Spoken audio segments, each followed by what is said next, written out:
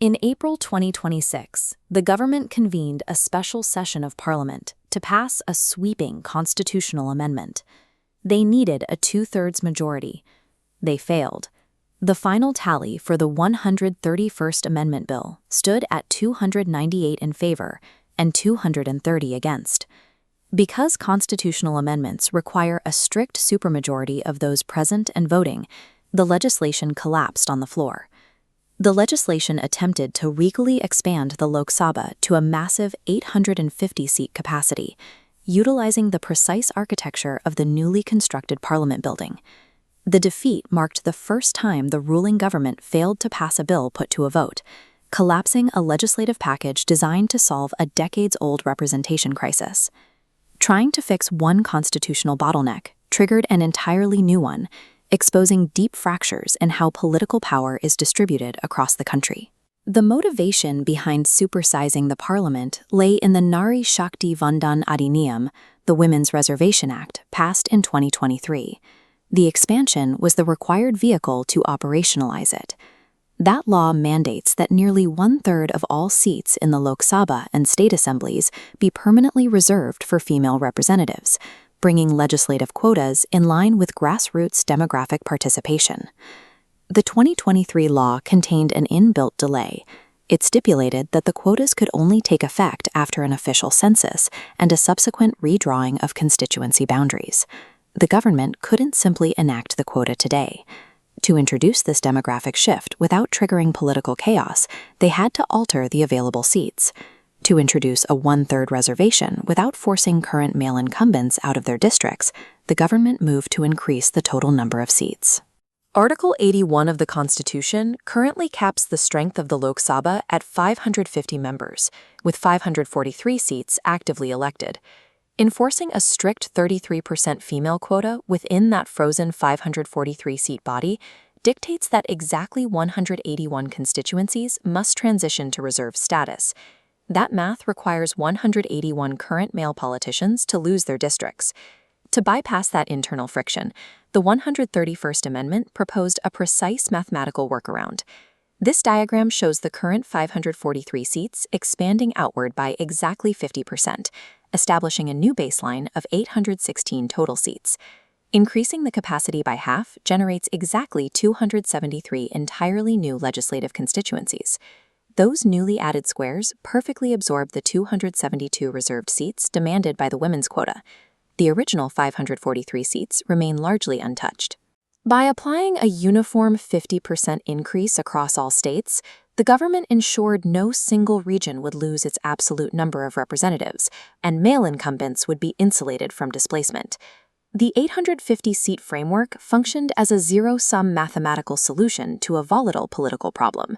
Expanding the parliament requires redrawing constituency boundaries to reflect population changes, a constitutional mandate known as delimitation under Article 82.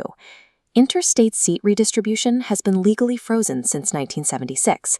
That 50-year freeze was implemented for a specific reason.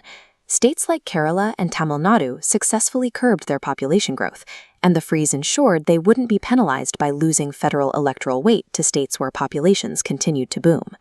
The 2026 legislative package attempted to end this freeze immediately. It proposed a forced redistribution of seats based entirely on 2011 census data.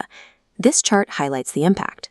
Under a strict population-based formula using 2011 data, the southern states' combined share of parliament drops from over 24% to roughly 20.7%. Conversely, the Hindi heartland's share of political representation climbs from 38% to over 43%. By solving the internal math problem of the women's quota, the amendment created an acute structural imbalance, penalizing southern states for achieving national demographic goals over the last 50 years. Anticipating this regional backlash, the Union government attempted to use financial formulas drawn up by the 16th Finance Commission to offset the looming loss of political representation. The Commission determines horizontal devolution, the mathematical formula used to distribute Union tax revenues back to the individual states. To reward southern states, the Commission embedded specific criteria. This breakdown shows a strict 10% weightage allocated entirely to historical demographic performance, rewarding states that controlled their populations. They added an additional 10% allocation based squarely on economic productivity and contribution to the national GDP. The government reasoned that states with smaller populations but high economic output would be compensated for their lost political leverage with an increased share of national tax revenue. Southern leaders immediately rejected this compromise, categorizing the system as a textbook case of taxation without adequate representation. Fiscal adjustments, no matter how favorable the tax formula, cannot legitimately substitute for sovereign legislative power in a federal republic. Beyond the regional political battle, the 131st Amendment collapsed because of its strict legal architecture. To hit a 2029 deadline, the government attempted to fast-track the implementation by retroactively applying data from the past, creating a direct textual conflict with their own prior laws. Article 334A of the 2023 Quota Law strictly demands that delimitation occur after the first census taken following 2023. The new amendment ignored this, attempting to inject 2011 census figures instead. This textual contradiction rendered the entire constitutional scheme legally unworkable, opening it up to immediate judicial review by the Supreme Court for manifest arbitrariness. The final, fatal error was a procedural shortcut. Because the amendment directly altered the relative representation ratios of the states, Article 368 mandates that it receive explicit ratification from at least half of the state legislatures. The Union government bypassed this requirement, attempting to force the bill through with only a parliamentary special majority. The legislation fell apart because it attempted to rapidly rewrite the basic federal structure of the Constitution without securing the necessary national consensus. Once the 131st Amendment failed the vote, a domino effect immediately shelved the accompanying delimitation and Union territories bills, which were intrinsically linked to the expansion. Opposition leaders characterized the legislative push as a maneuver to gerrymander national influence under the guise of empowerment. This leaves the original 2023 Women's Reservation Act in a bizarre legal state. It is officially gazetted law, but functionally paralyzed.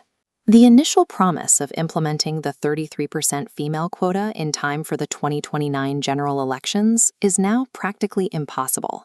A generational civil rights victory for female representation has been suspended, existing only as a dormant legal framework awaiting a demographic trigger. The only remaining legal pathway to unfreeze the system is an entirely new, fully completed national enumeration. That process is already underway. In April 2026, India launched Phase 1 of its first fully digital census, mapping out buildings and populations house by house. Once this digital data locks in on March 1, 2027, it will become the unavoidable, mathematically valid baseline for any future parliamentary expansion. The overarching lesson from the April 2026 legislative failure is clear. Redefining electoral boundaries is a delicate redistribution of power that requires absolute national consensus, not just a parliamentary majority. As the country continues to grow, the Republic must eventually face this mouth problem again. The ultimate challenge will be balancing the sheer scale of a surging population against the foundational needs of federal fairness and gender parity in the halls of power.